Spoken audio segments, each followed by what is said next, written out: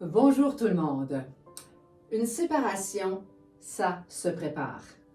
Ta décision est prise, le processus commence. Comment faire pour que les choses se passent le mieux possible à travers cette tempête bouleversante? Reste avec moi. Dans cette vidéo, je te partage une démarche en 3 étapes pour être en mesure de pouvoir le faire le mieux possible. Je m'appelle Tania Gilbert. Je suis provocateur de changement, coach en connaissance de soi, infirmière clinicienne spécialisée en santé mentale, officier retraité des Forces armées canadiennes.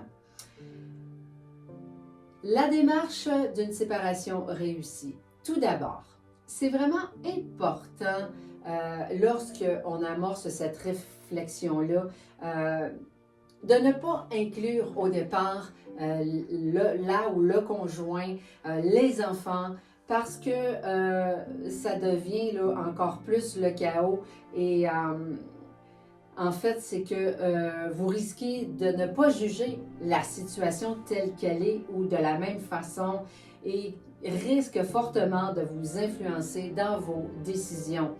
Peut-être même ne pas du tout prendre de décision parce que tout s'embrouille et ça devient encore juste trop compliqué et que le niveau de stress devient tellement grand que vous abandonnez le projet et vous restez malheureux. Vous devez être concentré uniquement sur vous parce que votre réflexion, vos décisions à vous préparer le mieux possible avant de faire l'annonce. Parce que imaginez que si vous êtes bien positionné, ça va aller beaucoup mieux que si vous ne savez pas trop comment faire ou de le faire avec la conjointe que vous avez envie de quitter. En second lieu, quand votre décision est prise, bien, à ce moment-là, c'est le temps de pouvoir préparer le terrain et de faire l'annonce à la personne. Et bien souvent, il est vraiment plus sage d'attendre quelques jours pour en parler avec les enfants, bien évidemment, parce que tout ça reste des situations, des événements très, très émotionnels. Si vous êtes bien préparé, vous allez être en mesure de pouvoir être beaucoup plus en contrôle de la situation et ça va vous aider dès les premières semaines parce qu'ils sont bien épuisantes souvent, à pouvoir là, continuer de gérer les choses et que vous puissiez être en mesure d'avoir l'énergie nécessaire. En troisième lieu, demander de l'aide pour se préparer.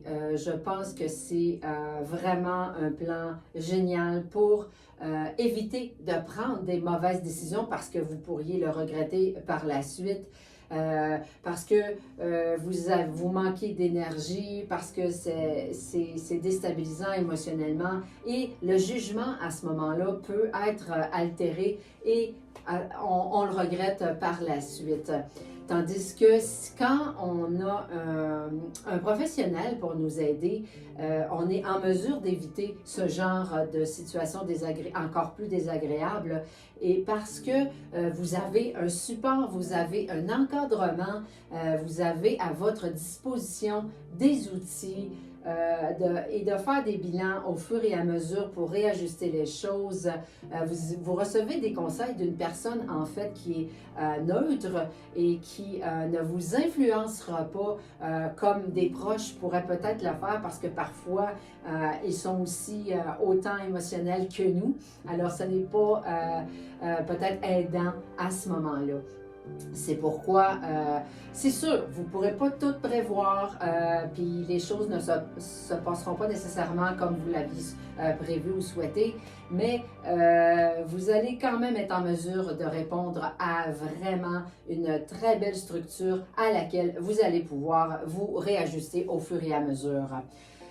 En bref, retrouver l'équilibre et la paix est assurément pouvoir retrouver l'amour, ben ça là, ça n'a juste pas de prix. Parce que n'oubliez jamais que la vie, c'est vraiment très court et on en a juste une. Tu as apprécié cette vidéo, je t'invite à cliquer j'aime ou tout simplement m'écrire un commentaire. Il me fera un énorme plaisir de pouvoir répondre à vos questions. Vous pensez que le sujet pourra intéresser quelqu'un? Je vous invite à partager la vidéo.